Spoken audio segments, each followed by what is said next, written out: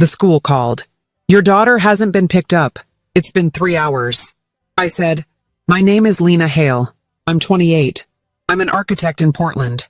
I thought I was ordinary. Then one phone call rewrote my entire life. The call came on a Tuesday, 6:42 p.m. I was at my desk, my fingers black with charcoal from a sketch. I was designing a library, a quiet, safe building. My phone buzzed. An unknown number. This is Lena Hale. A woman's voice tight with frustration. Ms. Hale, this is Crestview Elementary. Your daughter hasn't been picked up. It's been 3 hours. I stopped breathing. The charcoal pencil rolled off my desk and snapped on the floor. I said, you have the wrong number. I don't have a daughter. Silence. Then the woman sighed, a sound so tired it hurt.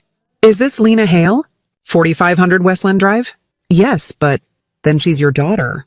She's right here. She's the last one, Ms. Hale. We've been calling for hours. My first thought, a prank. My second, why did she sound so sure? I'm telling you, I don't have a child, I said again. My voice was shaking. She's asking for you. By name, I hung up. I stared at the wall. My heart was a hammer. I didn't have a daughter. I knew my own life, but I grabbed my keys. I don't know why. I had to see the face of the lie. But before I tell you how everything flipped, like and subscribe, drop a comment. Where are you watching from? The drive to the school was only 15 minutes. It felt like an hour. My knuckles were white on the steering wheel. The rain was heavy, and the windshield wipers made a terrible screaming sound. Screech, thump, screech, thump. This is a mistake. I kept saying it. A stupid clerical error. Someone with the same name. It happens. But the woman's voice.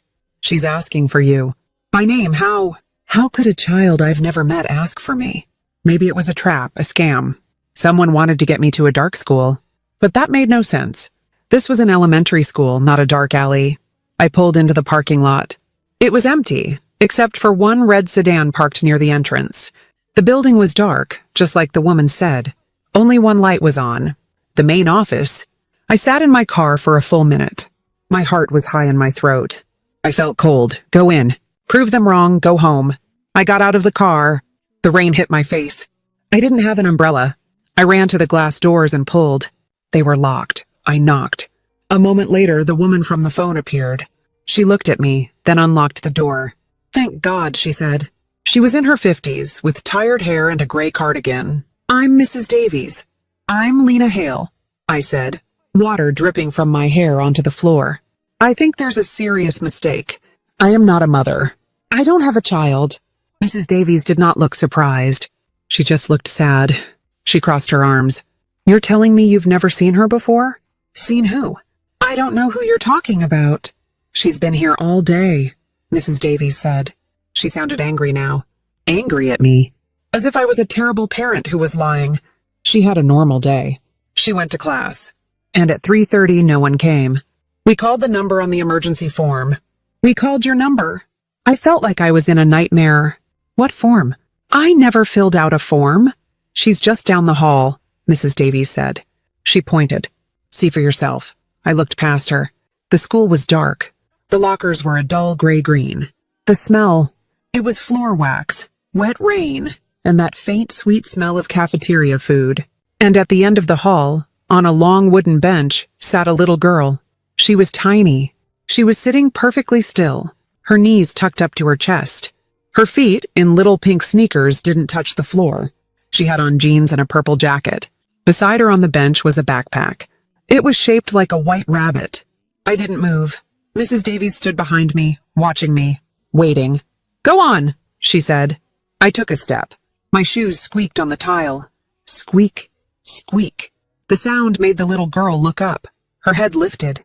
She turned, and all the air left my body. I stopped. I couldn't move. I couldn't breathe. It was my face. It was my face looking back at me. It was my blonde hair. It was my green eyes. The same shade. The kind people always called too bright. And then I saw it. Just above her lip on the left side. A tiny white scar. A vertical line. I got that scar when I was 6. I was on the swing set at my grandmother's house. I tried to jump off. I fell. I hit my face on the metal pole. I have seen that scar in the mirror every single day of my life. And this little girl had it. My hand went up to my own mouth. I touched my scar. The little girl just watched me. She wasn't scared. She looked relieved. She stood up from the bench. She took one step toward me, and she whispered it. Mommy, it was not a question. It was a statement. No, I whispered. I took a step back. I bumped into Mrs. Davies. No, I said louder. I don't know you. This isn't possible. The little girl's face crumbled. She didn't cry. She just looked lost. Her eyes filled with tears, but they didn't fall. She looked at me like I was the one who was crazy. But Daddy said you would come. A man came out of the office. He was wearing a tie. Mr. Henderson, Mrs. Davies said. The principal. Ms. Hale, he said. His voice was gentle. I'm glad you're here. We were very worried about Lily. Lily, I repeated. The name meant nothing. I am not her mother, I said. My voice was shaking. I was starting to panic. The walls felt too close. I have never seen this child before. This is a mistake. Or a crime. I don't know what it is, but she is not mine. Mr. Henderson frowned. He looked at Mrs. Davies. He looked back at me. Ms. Hale, I understand you're upset, but she was enrolled here last August by a man who listed you as the primary guardian. A man? Who? He's listed as the father, Mr. Henderson said. He went into the office. I followed him. The little girl stayed by the bench. He opened a file. This is the enrollment packet. He turned it around. And I saw it, all the forms. Emergency contacts, medical history, authorization to pick up. And at the top, in the mother guardian box, was my name. Lena Hale, my address. My new address in Portland. My cell phone number. And my signature. It was my signature. I am an architect. My signature is specific. The fast, sharp L. The high, crossed H in Hale. It was perfect. It was my handwriting. But I had never, ever written it. I stared at the paper. I felt the blood drain from my face. I put my hand on the desk to stay standing. Who brought this in? I whispered. I don't know, Mr. Henderson said. It was in her file when she transferred here. We assumed it was you. This is a forgery, I said. Ms. Hale, he said, his voice firm but kind. That's a very serious accusation. The fact is, this child is here. She says you are her mother. Your name is on this form. We've been calling you. You are her guardian. I cannot let her go home with anyone else. And I cannot keep her here. He was right. He was trapped. And he had just trapped me. I looked back down the hall. The little girl, Lily, she was watching me, waiting, as if she knew I was her only ride. What could I do? Call the police? 911, what's your emergency? There is a child who looks just like me, and she has my scar. And my name is on a form I didn't sign. I would sound insane. I couldn't leave her here. They would call child services and what if she was... No, I had to solve this. And I couldn't solve it in a school lobby. I took a deep breath. Okay, I said. My voice was dead. I'll take her. Mrs. Davies let out a long breath. Thank you, just sign her out for us. She handed me a clipboard. I picked up the pen, and I signed my name. My real signature. Right next to the fake one. They looked exactly the same. I walked back to the girl. She looked up at me. Hi, I said. My voice was a croak. Hi, Mommy. My name is Lena, I said. You can call me Lena. She looked confused. Okay. I reached out my hand. Let's go. She put her small, warm hand in mine. It fit perfectly. I walked out of that school, holding the hand of a stranger who had my face. We got in the car. I put her in the back seat. I didn't have a car seat. I didn't even think about it. I just drove. The drive home was silent. Just the screech, thump of the wipers. In the rearview mirror, I watched her. She was just looking out the window. Are you hungry? I asked. The silence was too much. Yes, she whispered. What do you like to eat? Macaroni. I stopped at the grocery store. I ran in. I bought a blue box of macaroni and cheese. I bought milk. I bought apple juice and a box of cookies. The cashier smiled at us. She's beautiful, the cashier said. Looks just like you. A mini-me. I just nodded. I couldn't speak. I paid. I left. I drove to my clean, quiet adult apartment. The one with glass tables and white walls. The one with my blueprints and charcoal sketches. My life. I walked into my apartment, and I held the door open for a child who called me Mommy. My life was over. I was the victim of a crime. A crime I couldn't even name. My apartment felt wrong. It was too quiet. The gray minimalist furniture looked cold and sharp. This was not a place for a child. Lily stood in the entryway, dripping water on my hardwood floor. She held her rabbit backpack in front of her. She looked like a little soldier. "You can put your bag down," I said. I sounded like a stranger. She put it by the door. Are you really hungry?" She nodded. "Okay, macaroni, I can do that." I went into my kitchen. My beautiful steel kitchen. I almost never cooked. I opened my cabinets. I had pasta. I had wine. I had coffee. I had to find the pot I bought 3 years ago and never used. I found the blue box. I read the instructions. Boil water. Add pasta. It felt stupid. My world was ending, and I was boiling water. I could feel her watching me. I turned. She was sitting at my dining room table. Her hands were in her lap. "What's your name?" I asked again. I needed to hear her say it. "Lily?" "Lily? That's a pretty name." "Lily? What's your last name?" She looked at her shoes. "Carver," she said. The wooden spoon I was holding clattered into the sink. Carver? No, it couldn't be. It was a common name. It had to be a different Carver. But the scar, the eyes, the forged signature. "Lily," I said, and my voice was sharp. She flinched. I tried again, softer. "Who usually picks you up from school?" "Daddy." What is your daddy's name?" She looked up at me. Her green eyes, my green eyes. "Daniel," she said. The name hit me. It was not a sound. It was a physical blow. The room spun. I had to grab the back of the dining room chair. Daniel Carver. Not a ghost, a bomb. My past had just exploded in my kitchen. Daniel Carver was not just someone I dated. He was the man I was going to marry. I met him 6 years ago. We were both young architects in Seattle. We worked at the same firm. We fell in love over blueprints and cheap wine. He was brilliant. He was funny. He was everything. He knew me. He knew every story. He was the one I told about the swing set. He had traced the scar on my lip with his finger and said, "This is my favorite part." He knew my handwriting. We used to practice signing each other's names, laughing about it. "I could be you," he'd said. He was my life. And then 5 years ago, he vanished. It was a Tuesday. Just like today. I came home from a work trip. The apartment was empty. His clothes were gone. His books were gone. His drafting tools were gone. There was a note on the counter. "I'm sorry. This is for the best." I didn't understand. I called his phone. Disconnected. I went to the office the next morning. Our boss looked at me with pity. "Lena, he quit a week ago. He said he was moving." "Moving where?" "He didn't say. He just left." He evaporated. He took 5 years of my life and turned them into smoke. I grieved. I was broken. I cried for months. Then I got angry. I rebuilt my life. I moved to Portland. I started my own firm. I buried Daniel Carver so deep in my past, he was nothing but a bad memory. Now he was back. And he had sent a child. I looked at Lily. She was watching me, scared. How old are you, Lily?" I asked. "I'm 4. 4. He left 5 years ago." The math was simple, and it was impossible. He left me in August. A baby born. 9 months later, he left me, and he was with someone else. Someone who looked like me?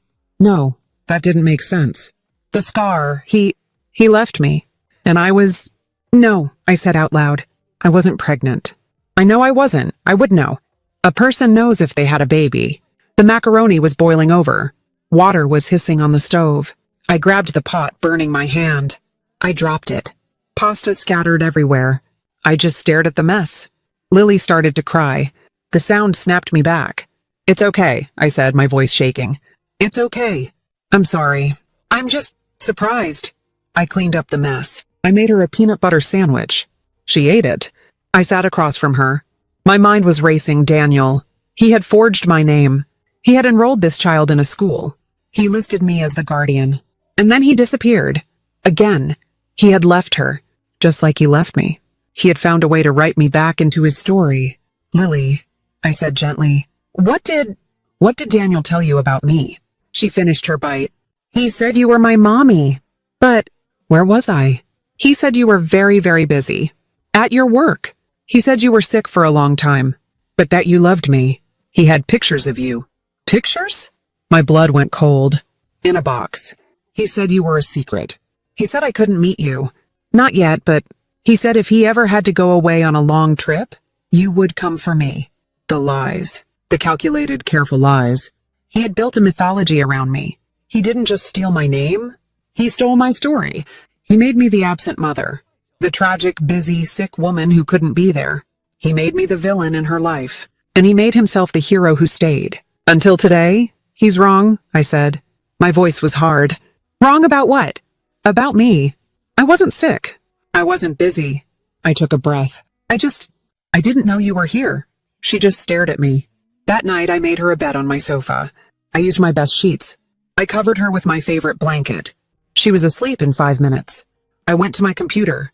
My hands were shaking, but not from fear. It was rage. My old life was over. My new one had just begun.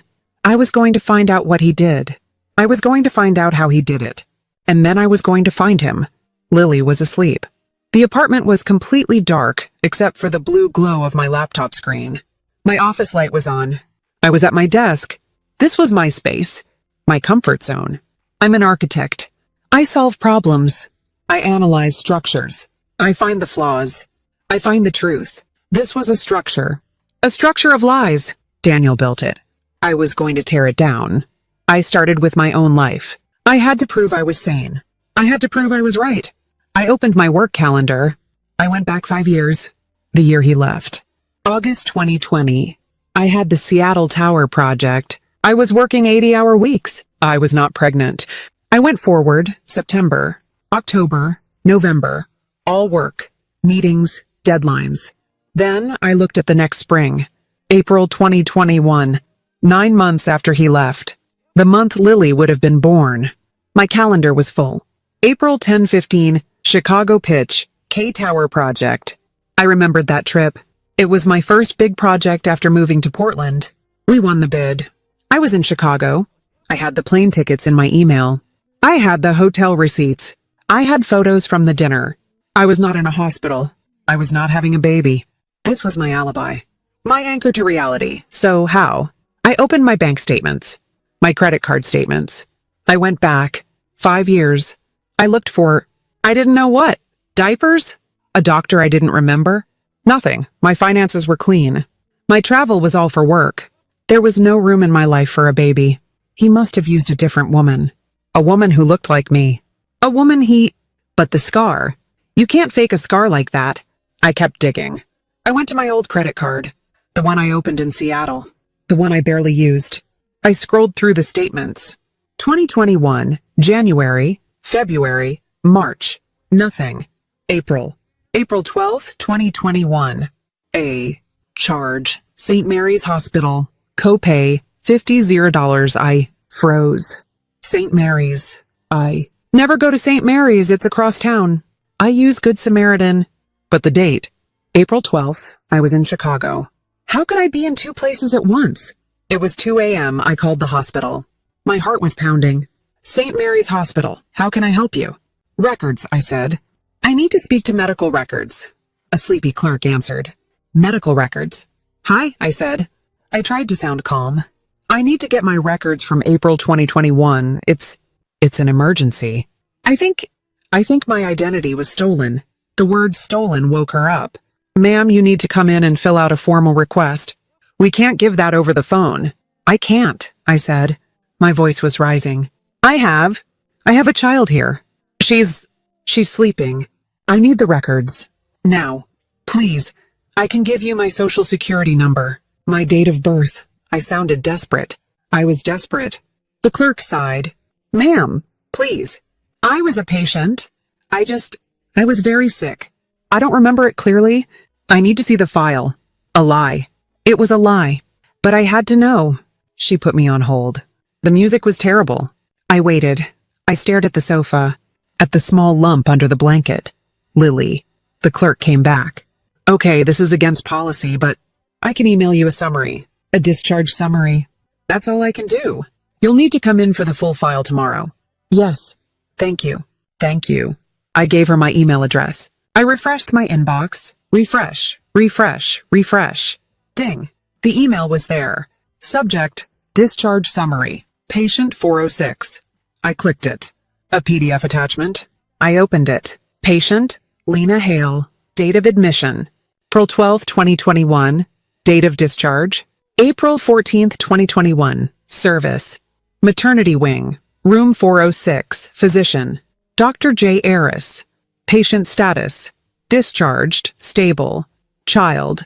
Female. Weight 7 pounds 2 ounces. Mother. Lena Hale. Father. Unknown. I read it 5 times.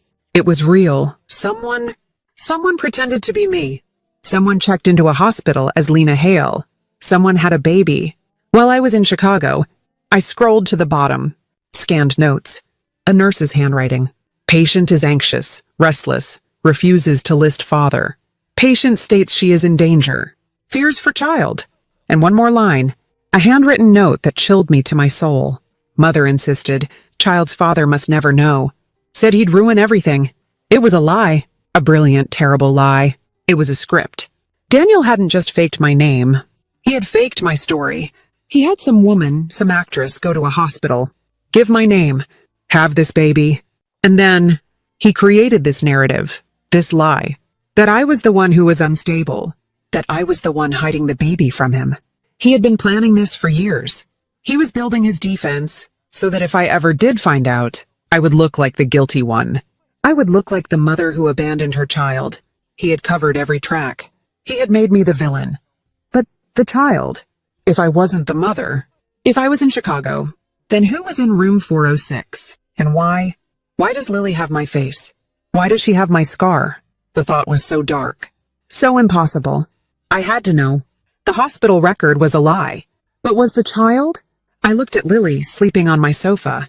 I had to know the truth. I had to know if she was mine. The next morning I called my boss. I have a family emergency, I said.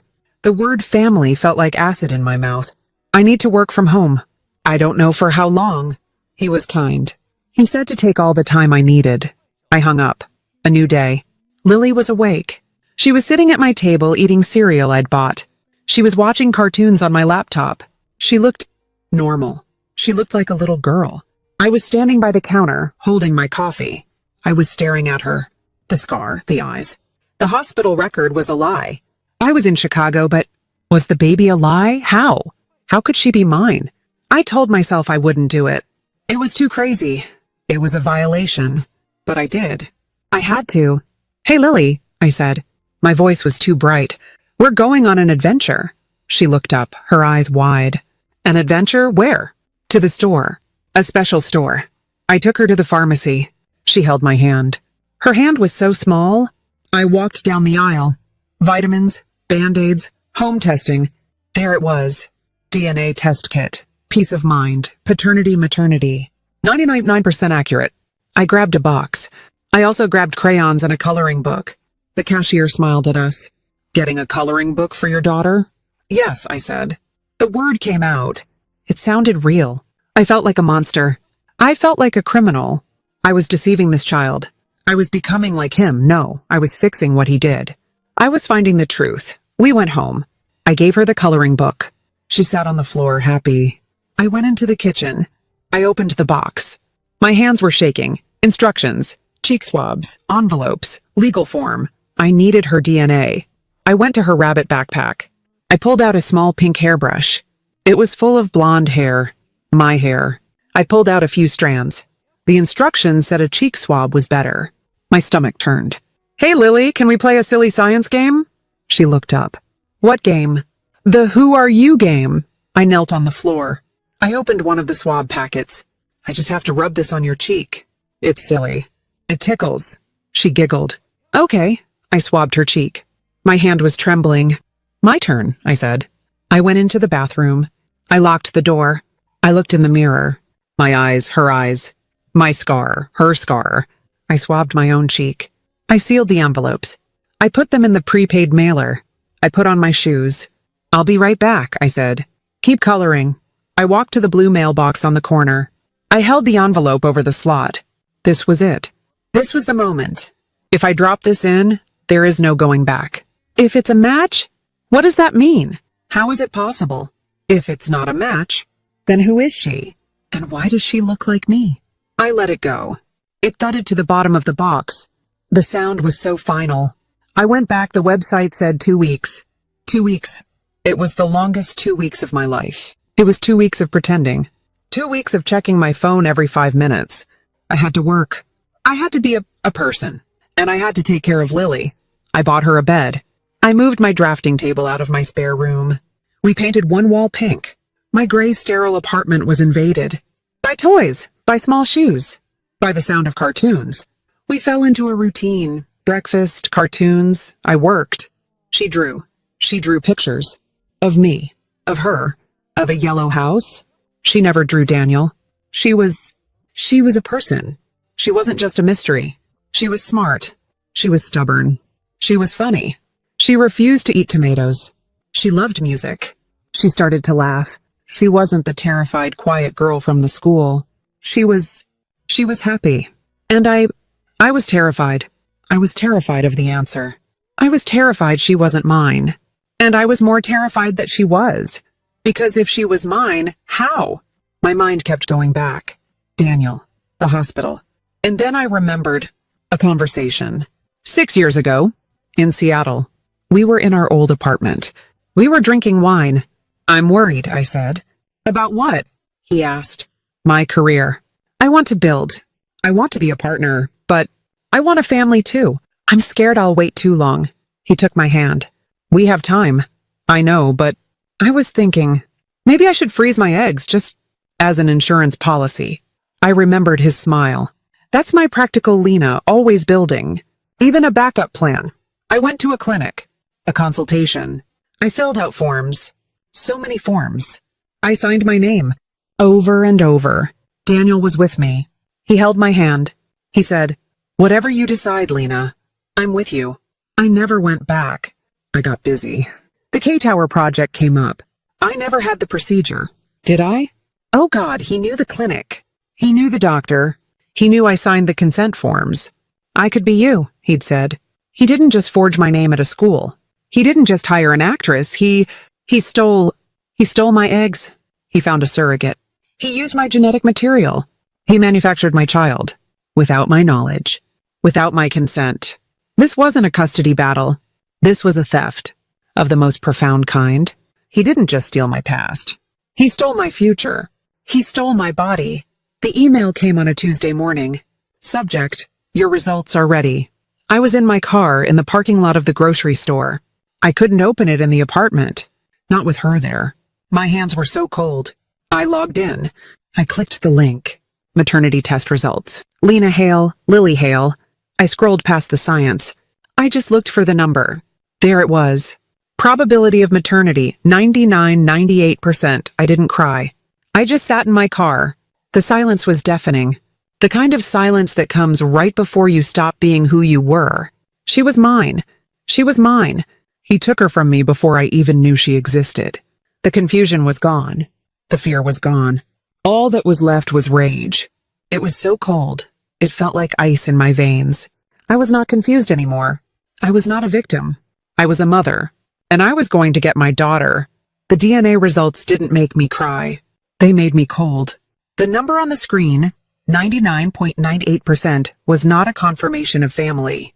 It was a receipt for a crime. It was proof of the theft. She was mine. He stole her. He stole her from my body, from my future, from a clinic where I had gone for a consultation. He had used my signature, my genetic material, and my trust. He had hired a stranger to carry my child, and then forged hospital records to frame me as an unstable, runaway mother. He hadn't just left me 5 years ago. He had plundered me. The confusion was gone. The shock was gone. All that was left was a silence in my mind, a cold, clear space. I was not a victim anymore. I was a mother, and I was going to get my daughter. The next morning, I moved my life around. I called my boss and told him the family emergency was now a legal one, and I needed indefinite leave. I moved half my savings into a new checking account. Then I hired a private investigator. He was a man named Karras. He had a small, dusty office downtown. He was ex-police. He looked at me over his glasses. "What can I do for you, Ms. Hale?" I didn't tell him the whole story. I didn't need to. "I need to find a man," I said. I slid a piece of paper across his desk. It had Daniel's full name, his old Seattle address, and the address of Crestview Elementary. His name is Daniel Carver. He just abandoned his 4-year-old daughter at this school. He listed me as the guardian. I need to know where he is. Now.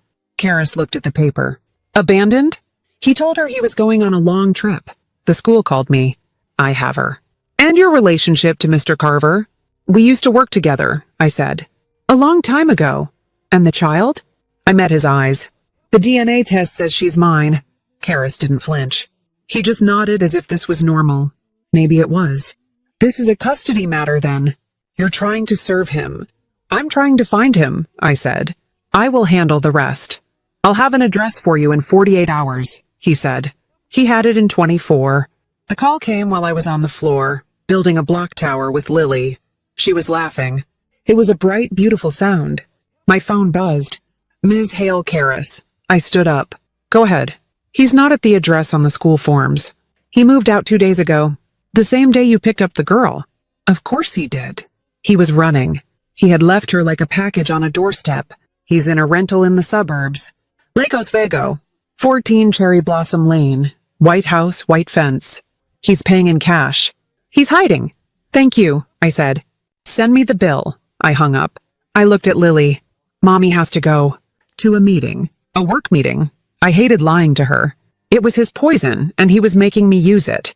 I called my colleague, Sarah. She had a daughter of her own. Sarah, I need a favor. The biggest favor I will ever ask. An hour later, Lily was at Sarah's house happily playing. Is everything okay, Lena? Sarah asked, her eyes full of worry. It will be, I said. The drive to Lake Oswego was long. It was the rich, quiet suburbs. Perfect lawns. Big, silent houses. It was everything he used to say he hated. He called it a suburban lie. He had become his own cliché. I found the street. Cherry Blossom Lane. And there it was. 14 White House. White fence. A perfect manicured lawn. A perfect lie. I parked. I walked up the path. My heart was not pounding. It was slow. Heavy. A single steady drumbeat. Thud. Thud. Thud. I was not angry. I was focused. Like I am before a presentation. I had my facts. I had my case. I rang the doorbell. I waited. I heard movement. The lock clicked. The door opened. He stood there. He looked smaller, thinner. His hair was messy. He wasn't the brilliant, confident man I remembered. He was just a man. He saw me, and he wasn't surprised. He didn't say, Lena, what are you doing here? He just nodded. He had been expecting me. This was the day he had been dreading for 5 years. Lena, he said. Hello, Daniel. He had the nerve to try and smile. It was a terrible, wet, frightened thing. You found her, he said. Not you found me, he said. Our little secret. She's not a secret, Daniel, I said. My voice was low. I didn't want the neighbors to hear.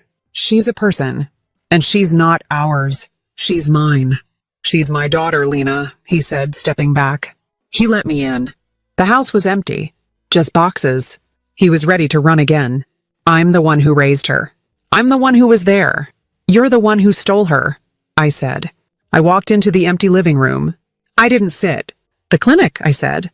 Seattle. 2019. How did you do it? He looked away. He ran his hands through his hair. You signed the forms. We both did. The consultation. You said you wanted a backup plan. I never went back, I said. I never had the procedure. You didn't have to, he whispered. The consent was signed for retrieval, for fertilization, for surrogacy. You signed all of it. You were so busy with the K-Tower pitch, you just signed everything the doctor gave you. I felt sick. He was right. I had been in a hurry. I had trusted him. I told them we were proceeding, he said. I paid for it. I found a surrogate. I wanted her, Lena. I wanted a family. You wanted my family, I said. You wanted my child. Without me. Because you wouldn't have done it, he shouted. His voice cracked. You would have chosen your job. You would have waited until it was too late. I did it for us. You did it for you, I said. You lied to me. And then you left me. And you took my daughter. He stepped toward me. His eyes were wild, desperate. I had to. I had to take her. And I had to keep her safe. Safe? I laughed. Safe from what? And then he said it. The line he had been practicing. The lie from the hospital records. From you. The word just hung in the air. Me? You were never stable, Lena. You were obsessed. Your work. Your ambition. It's all you cared about. You're cold. You always were.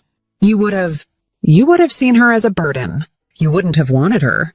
He was using my ambition. The thing he used to say he loved. He was turning it into a weapon. He was trying to make me the monster. I laughed again. It was a soft sound. The kind that hurts. You think I'm cold, Daniel? You think I'm dangerous? I watched him. He had built this entire story. This entire fake life. He had faked hospital records. He had told his own daughter I was unstable. All to make himself feel like a hero. I was never dangerous, I said. I took a step closer. He flinched. He physically flinched and took a step back. He saw it in my eyes. The change. The woman he knew. The 23-year-old girl he could cheat and lie to. She was gone. I took one more step. I was on his welcome mat. I was never dangerous, I said again, my voice a whisper. Until now. I turned around. I walked out the door. Lena, wait! He yelled. What are you going to do? Are you going to the police? I stopped. I didn't turn around. I'm going to fix your mistake, I said. I got in my car and drove away. I didn't go to the police. If I went to the police, he would be arrested.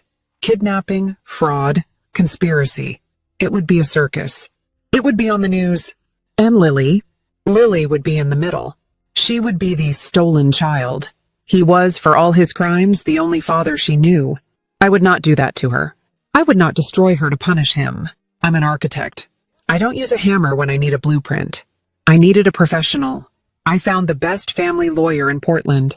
Her name was Helen Brody. She had an office on the 40th floor. The windows looked out over the entire city. She was sharp, in her 60s, and wore a suit that probably cost more than my car. I sat in a high-back leather chair. I didn't cry. I didn't yell. I was an architect presenting a case. I took out my file. Here are the facts, I said. I laid out the first document. This is a DNA test. It shows I am the 99.98% probable mother of a child named Lily Carver. I laid out the second. These are hospital records from St. Mary's for April 2021.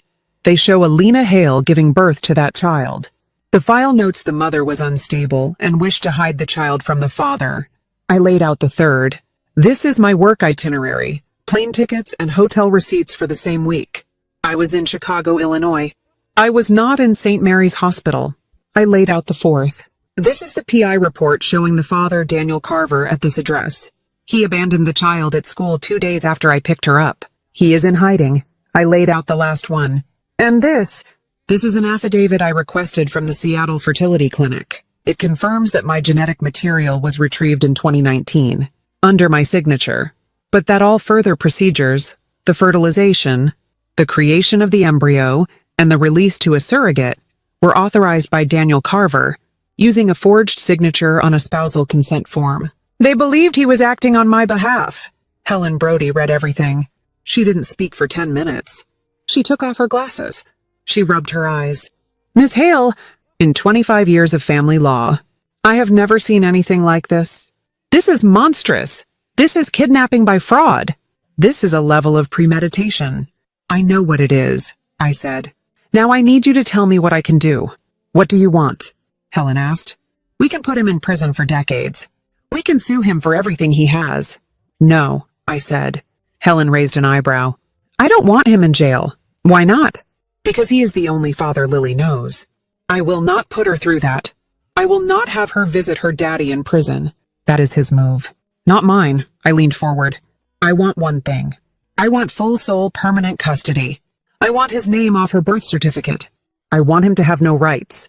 He will never be her father on paper. He will never make a decision for her again. I want him erased, Helen smiled. It was a cold, sharp smile. That I can do. We will use the criminal charges as a threat. We give him a choice. He signs away his rights, or he goes to prison. She drafted 2 sets of documents. The first was a 50-page petition for sole custody. It detailed every crime. It included copies of all my evidence. It was the weapon. The second was a 2-page document. A stipulation to terminate parental rights. It was the mercy. The next day, I drove back to Lake Oswego. This time I wasn't there for answers. I was there to deliver the sentence. No screaming, no chaos, just paperwork. I rang the bell. He answered. He looked like he hadn't slept. He saw the large manila folder in my hand. "What is this?" he whispered. "Paperwork," I said. I handed him the folder, the 50-page one. He opened it. He saw the first page. Petition for sole custody. He flipped the page. The DNA test. He flipped again. My Chicago alibi. He flipped again. The affidavit from the clinic. His face drained of color. He staggered back. He had to lean against the wall. He saw the words kidnapping, fraud, conspiracy.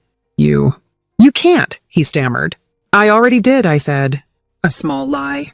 But it worked. "It's filed. The hearing is set." He dropped the folder. The pages scattered on the floor. "Lena, please," he begged. He was crying now. "Please don't do this. She's my whole life. We can co-parent. I'll do anything. You can't just take her." "You took her," I said. My voice was ice. "You took me. You took my choice, my body, my name. You don't get to talk about taking. You built a house of lies, Daniel. And the foundation just broke. You're doing this to punish me," he whispered, sliding down the wall. I looked down at him. This broken man? This thief. "No, Daniel." I bent down just slightly. "This isn't about you. Not anymore." I pointed to the scattered papers. "To the lies. I'm doing this so Lily never learns how to lie like you." He just sobbed. I held out the second smaller file. "And a pen." "What? What is that?" "This is your choice," I said. "This is a voluntary surrender of all parental rights. You sign it. You agree to everything. You will not contest. You will never see her again unless I allow it." "Or what?" he whispered. "Or this folder," I tapped the big one, "goes to the district attorney, and you will be charged. And Lily will have to visit her daddy in prison." He looked at the pen. He looked at me. He saw I was not bluffing. You're a monster," he said. "No, Daniel. I'm a mother. You just taught me how." He took the pen. His hand was shaking so badly he could barely write his name. He signed it. He signed away his daughter. I took the paper. I put it in my bag. I turned around. "Lena, wait!" he cried out. I stopped. Will I ever see her again?" I looked back. "That depends on her. When she's old enough, I will tell her the truth. And she can decide if she ever wants to see you." I walked away, and I did not look back. 3 weeks later, the hearing was a formality. Helen had called it a consent judgment. The outcome was already decided. We just had to show up and make it official. Those 3 weeks were a strange floating time. I had temporary custody. Lily was with me. I had to live with her, knowing this was all happening in the background. She was opening up. She was laughing. She was drawing pictures and taping them to my white walls. My gray apartment was slowly turning pink. She asked about him. "Are we going to see Daddy?" I had to lie. It felt like acid in my throat. "Not right now, sweetie. He's on his trip, remember?" "Oh," she said. "Will he be gone a long time?" "Yes," I said, hugging her.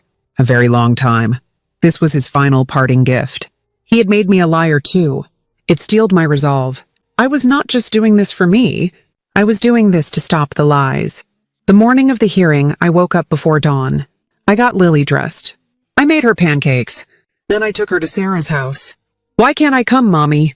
she asked, holding her rabbit backpack. "It's a very, very boring meeting. Just for grown-ups. Lots of papers." "Oh, okay." She hugged my leg. "Don't be gone long." "I won't," I promised. I drove to the courthouse. It was sterile and cold. Just like the outline said, it was not like on television. There was no grand hall. It was a beige modern building that smelled like floor wax and old coffee. It was a place of endings. My lawyer, Helen, was waiting for me. I was wearing a simple gray suit. I felt like an architect, ready to present a final design. "You ready?" Helen asked. "I just want it to be over," I said. We went into the waiting area, and I saw him. He was at the other end of the hall. He had a lawyer with him, a young man who looked nervous. Daniel looked gray. He was a ghost. He had lost weight. His clothes were rumpled. He saw me. He didn't look angry. He didn't look sad. He just looked empty. He looked away. The power dynamic was permanent. He was nothing. "All rise." We went into the courtroom. It was small. Just us, the lawyers, and the judge. The judge was a woman with tired eyes. She had seen everything. Case 45B in the matter of the custody of Lily Hale, the bailiff said. Counsel, approach, the judge said. She looked down at the file. At my file, the 50-page one. Her expression went from bored to shocked. She looked up from the papers. She stared at Daniel. This is one of the most disturbing files I have ever reviewed in my career, the judge said. Her voice was cold. She looked at Daniel. Mr. Carver, the allegations in this petition are staggering. You are lucky you are not in a criminal proceeding. Daniel didn't look up. He just stared at his hands. The judge looked at his lawyer. And you are not contesting Ms. Hale's petition for sole custody. You are agreeing to the termination of parental rights? Yes, Your Honor, his lawyer mumbled. We have reached an agreement. Mr. Carver voluntarily surrenders all parental rights. The judge nodded. She looked at me. Her expression softened. It was pity. It was respect.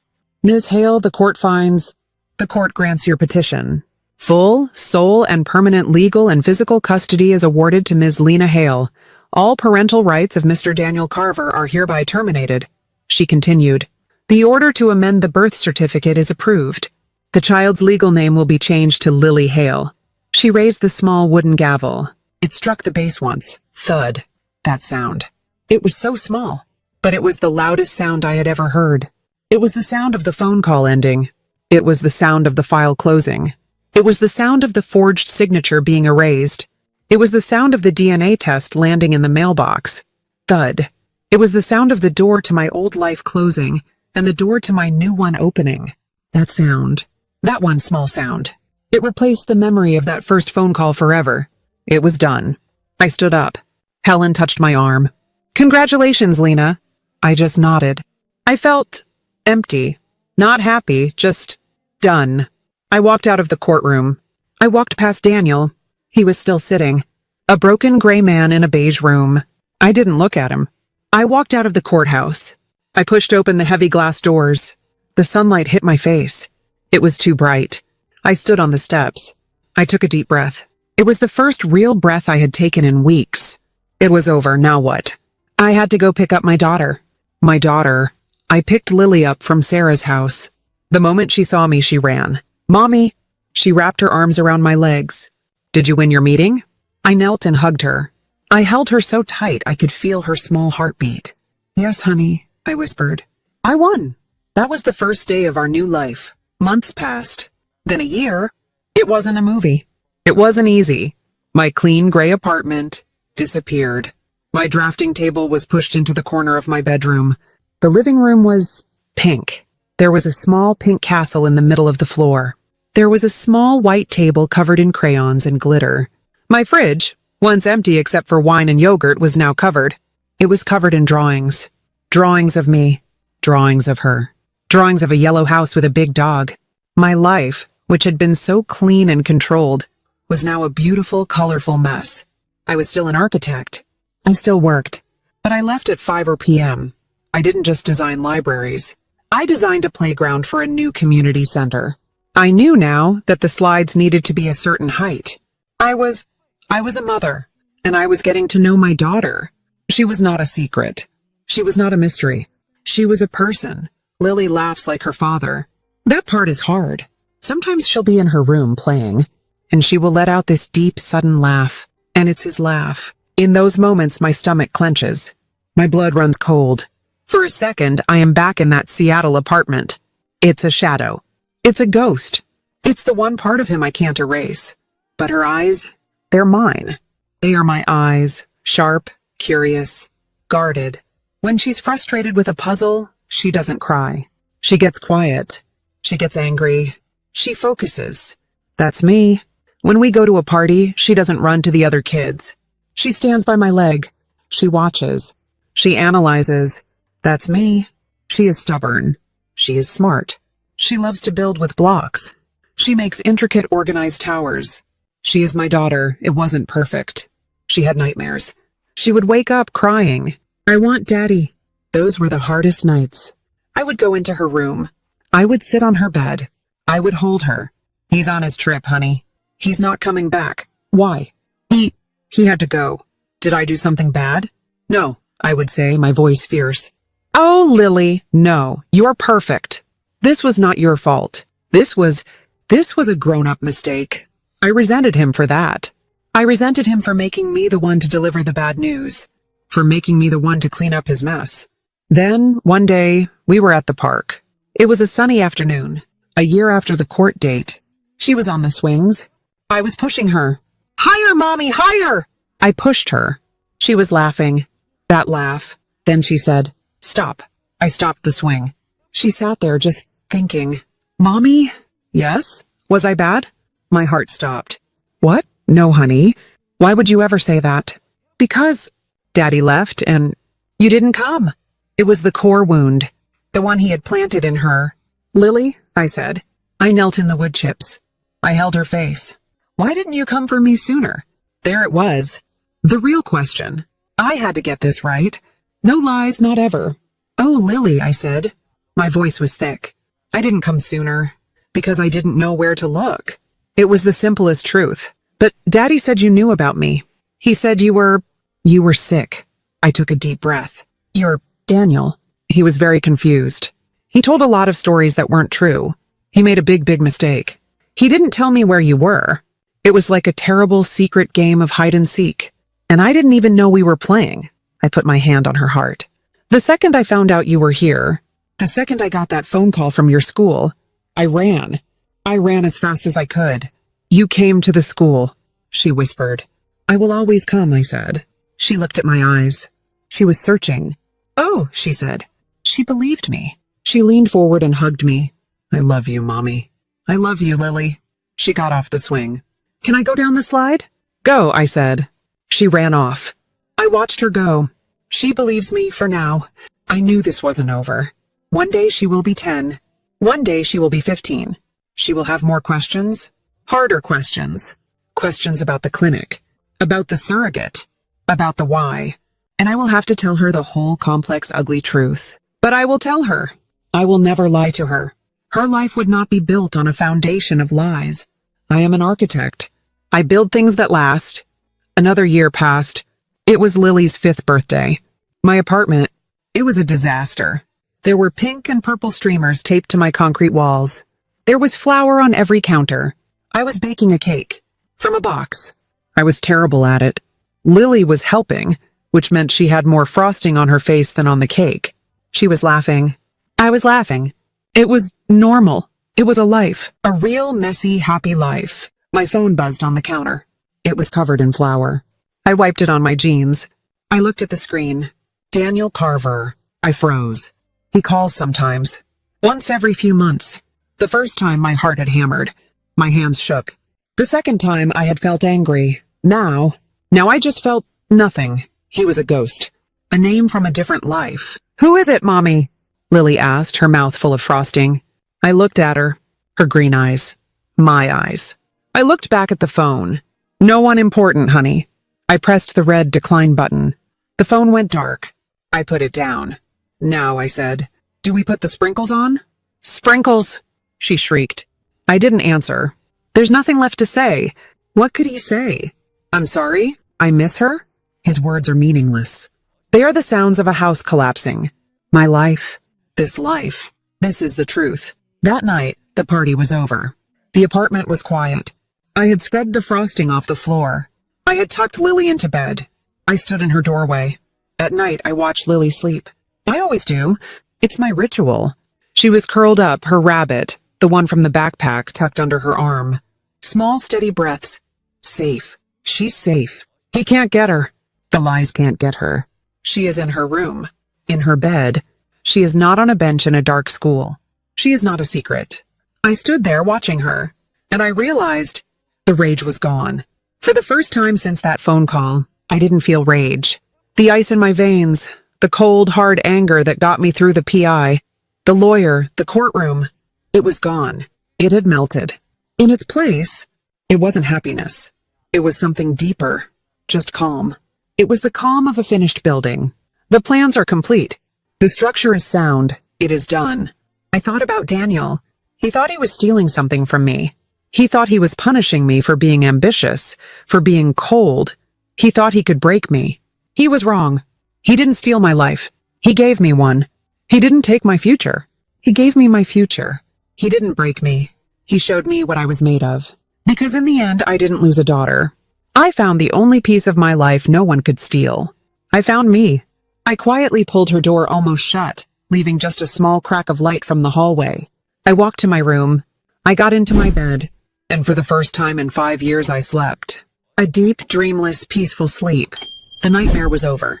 I won.